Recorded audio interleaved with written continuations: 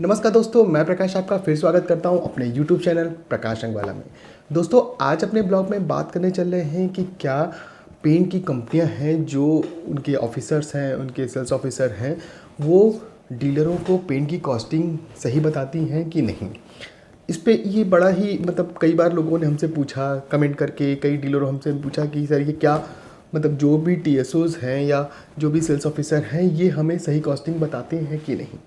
तो दोस्तों, ये जो वीडियो है ये ज़्यादातर जो पेंट डीलर हैं उनके लिए हैं, जो नए पेंट डीलर हैं या जो पुराने भी पेंट डीलर हैं जो कि कैलकुलेशन को लेके थोड़ा सा कहीं वीक हो रहे हैं, उनके लिए है।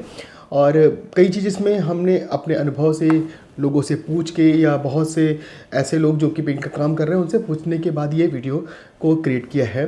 तो जैसा भी होगा उसके लिए आप लोग कमेंट लिख के बताइए कि हमने सही निष्कर्ष पर निकले हैं कि नहीं।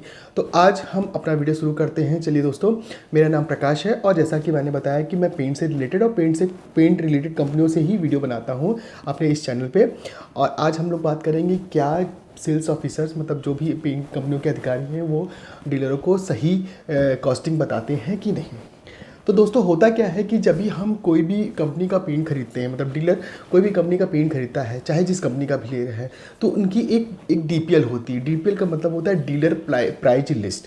ठीक है, डीलर प्राइस लिस्ट होती है जो कि सभी कंपनियों की होती है, जो छोटी से लेकर बड़ी कंपनी सबकी प्राइस लिस्ट होती है।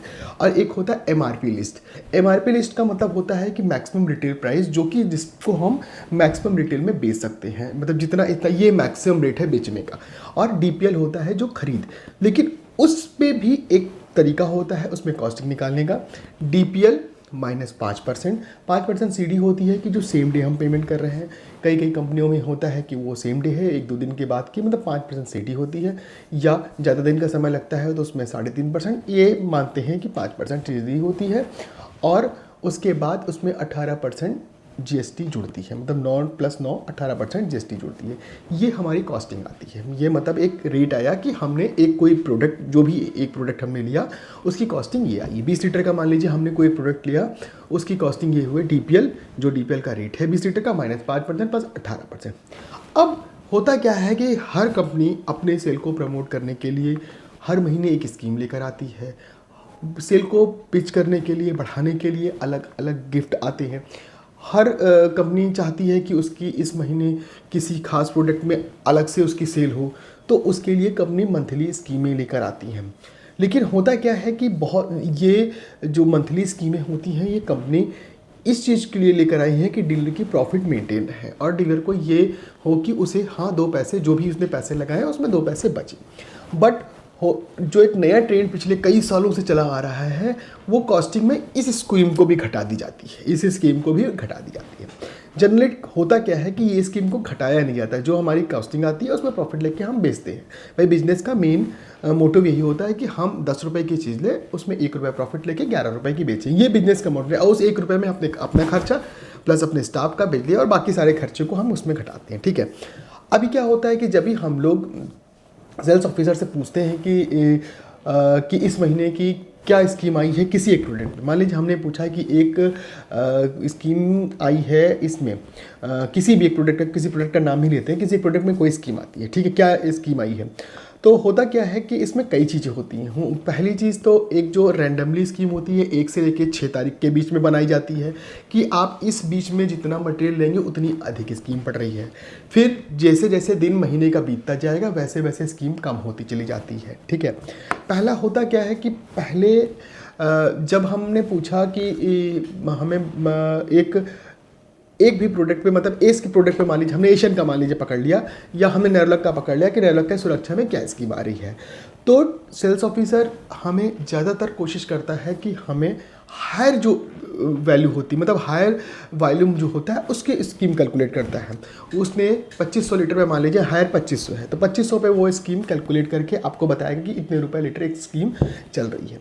लेकिन यहाँ पे आपको करना क्या है कि आपको ये पूछना है, डीलर को ये पूछना है कि भाई हम इस महीने 500 लीटर लेना चाह रहे हैं तो हमें क्या स्कीम आएगी, ये आपको बताना है। ठीक है, तो अक्सर होता क्या है कि TSOs और जो सेल्स ऑफिसर होते हैं ये किसी भी स्कीम को इतना मतलब मैक्सिमम कैलकुलेट से करते हैं, मतलब मैक्सिमम हाई वैल्यू, मतलब जो वैल्यू होती है जो उस पे करते हैं। तो ये हमें अपने हिसाब से पूछना पड़ेगा कि हम इतने लीटर लेना चाहते हैं या हमने इतना लीटर लिया है, मेरी कॉस्टिंग क्या आएगी, ठीक है। फिर इसके बाद दोस्तों होता क्या है कि वन टाइमर होता है, क्योंकि समय ऐसा चल रहा है कि इसके बाद भी कंपनी कुछ जैसे सेल नहीं उठ रही है या मार्केट में अलग से बूम लाना है, कुछ एक्स्ट्रा चीज़ को बेचना है, तो कंपनी वन टाइमर लाती है जो कि 1 या 2 दिन के लिए होता है। होता क्या है कि जैसे मान लीजिए अगर एक 20 लीटर में, मतलब 1 लीटर की पैकिंग में 10 रुपये लीटर की स्कीम चल रही है, ठीक है। बट कंपनी कहती है कि अगर आप इस चीज़ को 9 और 10 को प्लान कर ले रहे हो, मतलब तो आपको 3 रुपये लीटर एक्स्ट्रा देंगे, मतलब 10 रुपये प्लस 3 रुपये एक्स्ट्रा, ये वन टाइमर है। या 500 लीटर आप लेते हो तो आपको एक फ्रिज मिल जाएगी, या 200 लीटर लेती हो तो ये मिल जाएगी। ये वन टाइमर जो स्कीमें होती हैं, इसको कैलकुलेट करना ज़रूरी होता है। अगर ये गिफ्ट में आ रही है तो गिफ्ट वो एमआरपी पे निकालेंगे, तो ज़रूरी नहीं कि जो हमें टीवी मिल रही है मान लीजिए गिफ्ट में, तो वो टीवी एमआरपी के हिसाब से हमें मार्केट में तो मिलती नहीं है।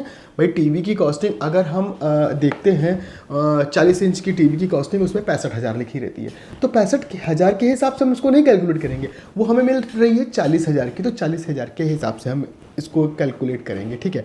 तो होता क्या है कि जब भी हम सेल्स ऑफिसर पूछते हैं, जो वन टाइमर आता है उसको भी वो बढ़ा चढ़ा के बताने की कोशिश करता है, क्योंकि जाहिर सी बात है कि उसका भी टारगेट होता है और उसको भी पूरा करने की वो रहती है, और वो अपने सेल को बढ़ाना चाहता है, ये फैक्ट है, ठीक है। लेकिन यहाँ पे क्या है कि इस कैलकुलेशन को थोड़ा सा समझने की आपको ज़रूरत है कि आप ये पूछना है कि कैसे वन टाइमर मल्टीपल में है कि सिंगल है, और जो गिफ्ट मिल रहा है या वन टाइमर मिल रहा है, जो भी गिफ्ट मिल रहा है या सीएन मिल रहा है, उस सीएन में कि इसकी वैल्यू, एक्चुअल वैल्यू क्या है, कि अगर हम 1 लीटर ले रहे हैं, 2 लीटर ले रहे हैं, 20 लीटर ले, जो भी उसकी वैल्यू है क्या है इसमें, ठीक है।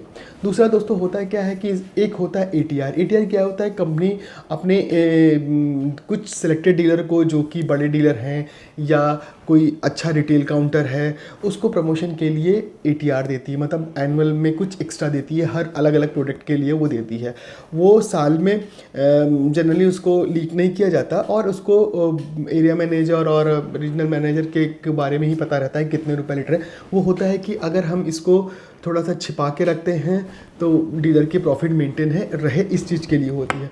कभी कभी वो भी एटीआर को भी वो इसमें क्या बोलते हैं, आपका कॉस्टिंग में गिनवा देता है कि आपको इतने रुपये लीटर एक्स्ट्रा भी तो मिल रहा है। तो ये थोड़ा सा गलत चीज़ें हैं, बट ऐसा करना नहीं है चाहिए। दोस्तों होता क्या है कि फिर एक पॉइंट ये भी है कि जैसे ट्रिप मिल रही है कॉस्टिंग में, कभी हमें मिला कि अगर हम 5,000 लीटर हमने सुरक्षा लिया, मतलब एक मोटा मोटा मैं बता रहा हूँ, तो हमें एक वैष्णो देवी की या एक बैंकॉक की ट्रिप मिल रही है, ठीक है। अब बैंकॉक की ट्रिप अगर मिल रही है तो उसकी कॉस्टिंग कितनी आ रही है।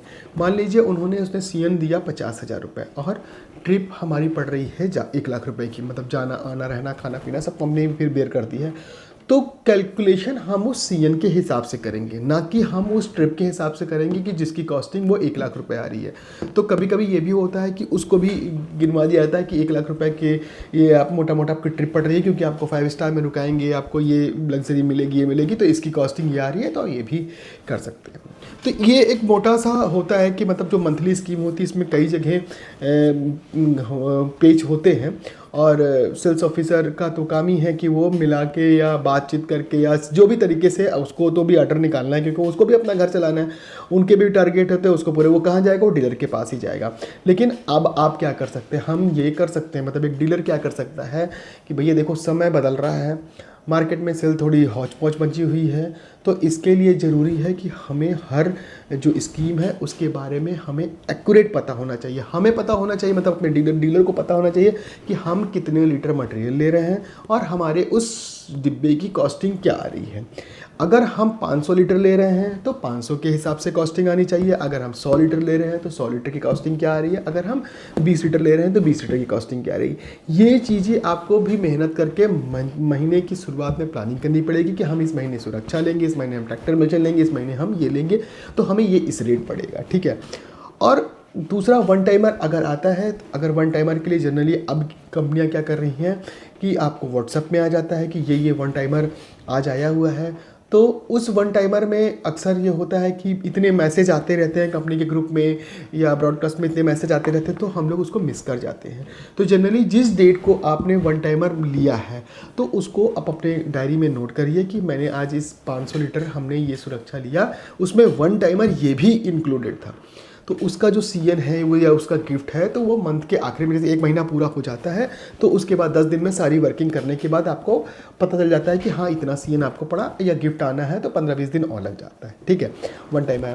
बाकी एटीआर की बात करते हैं तो एटीआर सभी को कोई ज़रूरी नहीं कि मिल ही जाए या मिलता ही है, लेकिन अगर मिल रहा है या कंपनी आपको एक्स्ट्रा दे रही है या एरिया मैनेजर आपको एक्स्ट्रा दे रहे हैं तो उसके लिए आपको पता होना चाहिए, लेकिन उसको अपने उस प्रोडक्ट में कैलकुलेट नहीं करना चाहिए। ये बिल्कुल चाहिए, ये कभी भी अगर कोई भी सेल्स ऑफिसर आपको ये बता रहा है कि नहीं इसमें एटीआर भी है, आपको इतना रुपया मिल रहा है, तो उसको देखने की जरूरत, वो आपकी मेहनत है और वो कभी भी कॉस्टिंग में नहीं जोड़ी जाती है। दोस्तों ट्रिप में भी जैसे जो भी चीज़ें हैं, ट्रिप वगैरह जा रहे हैं, ट्रिप जाहिर सी बात है पेंट कंपनियाँ ट्रिप देती थी, लेकिन अब क्या है, अब ट्रिप में जितने की भी ट्रिप होती है उसका टीडीएस कटता है और पेंट कंपनी उस टीडीएस को आपके नाम पे जमा करती है, तो उसकी भी एंट्री करनी पड़ती है। तो वो भी आप देखिएगा कि मतलब आपने उस ट्रिप को, मान लीजिए आपने ट्रिप लिया, ट्रिप की कीमत है 1 लाख रुपए, 1 लाख रुपए है तो उसका 10% कंपनी टीडीएस जमा कर देगी। तो उस 10,000 रुपये अब आपके अकाउंट में जमा हो गए टीडीएस के रूप में, इनकम टैक्स में। अब उसकी एंट्री भी 1 लाख रुपए की करनी पड़ेगी कि आपने इतना आपको प्रॉफिट हुआ था, मतलब कंपनी से मिला था, तो उसकी भी आपको एंट्री करनी पड़ेगी। तो आपकी प्रॉफिट भी बढ़ रही है, वहाँ पे भी आपको इनकम टैक्स देना पड़ेगा उस प्रॉफिट पे, तो 30% का लगभग इनकम टैक्स देना पड़ता है। तो ये भी आपको देखना, ये नहीं कि 1 लाख रुपए की हमें ट्रिप पड़ी है तो हमने सोडा घटाया है, 500 लीटर लिया तो उसको घटा के इतने रुपये लीटर ये भी हमने घटा दिया। तो कॉस्टिंग निकालने का जो तरीका है वो ये है, और ज़्यादातर TSO जो होते हैं वो सही भी बताते हैं, और इनके पास इतने डीलर भी होते हैं, इतना वर्कलोड होता है, इतनी चीज़ें होती हैं कि बहुत सी चीज़ें स्लिप भी हो जाती है माइंड से। तो डीलर की भी ये रिस्पॉन्सिबिलिटी होती है कि वो अपने TSO से पूछे कि हमारी कॉस्टिंग क्या आ रही है, हमारे हिसाब क्या है, और TSO की मतलब ये रिस्पॉन्सिबिलिटी है वो डीलर को सेटिस्फाइड करे कि जो हमारा मटेरियल आ रहा है वो उस कॉस्टिंग आ रही है कि नहीं आ रही है, ये करना पड़ेगा। ये नहीं करेंगे तो फिर वही होगा कि मतलब पेंट की शॉप रखा हुआ है, रोज़ मटेरियल आ रहा है, सीएन की ये पड़ रहा है वो नहीं पड़ रहा है, और कॉस्टिंग हमने घटा के बेचनी शुरू कर दी। कंपटीशन का ज़माना है, लोग कॉस्टिंग घटा के मटेरियल बेचना शुरू कर देते हैं, और पता चलता है कि हमारी कैपिटल में से हमारा पैसा, मतलब डीलर का पैसा चला जा रहा है। तो इसलिए दोस्तों जो भी कॉस्टिंग निकलती है उस पर कैलकुलेट करिए, देखिए, जानिए, समझिए कि आप प्रॉफिट में हैं कि नहीं, तभी आप पेंट के बिजनेस में सफल हो सकते हैं। नहीं तो ऑफ़र की भरमार है, आप मटेरियल लेते जाइए, भरते जाइए, स्कीम करिए, फिर कैलकुलेट करिए, पता चला कि आप माइनस में हैं। तो ये एक बहुत ही सोचने समझने की बात है इस समय कि जितनी आपकी कैपेसिटी है पेइंग, मतलब आप जितना खरीद सकते हो उतना ही आपको मटेरियल लेना है। बहुत मटेरियल भर के, बहुत बड़ा स्कीम को क्वालिफाई करके कुछ ऐसा नहीं होगा। प्रॉफिट आपके बिजनेस का सबसे बड़ा मोटिव होना चाहिए। अगर आप प्रॉफिट में बिजनेस नहीं कर रहे हो तो धीरे धीरे ख़त्म हो जाओगी, बड़ी कंपनियां खा जाएगी सभी छोटे डीलरों को, बड़े डीलर छोटे डीलरों को खा जाएंगे अगर प्रॉफिट आप नहीं अर्न करोगे। तो दोस्तों आज अपने ब्लॉग में इतना ही रखते हैं कि मैंने ये बताया कि क्या TSO सही कॉस्टिंग बताते हैं, तो जाहिर सी बात है ये आप लोग बताइए कि आपके TSOs क्या सही कॉस्टिंग बताते हैं कि नहीं, कमेंट में लिख के बताइए। और अगर वीडियो पसंद आ रही है तो प्लीज़ मेरे वीडियो को लाइक कीजिए, शेयर कीजिए, लोगों को बताइए कि मैंने एक ऐसा यूट्यूब चैनल बनाया है जिसमें कि पेंट से रिलेटेड मैं वीडियो बनाता रहता हूं, और इसमें आपको पेंट से रिलेटेड प्रोडक्ट के बारे में और कंपनियों के बारे में बात करता रहता हूं। आज अपने ब्लॉग में इतना रखते हैं। Thank you very much. जय हिंद।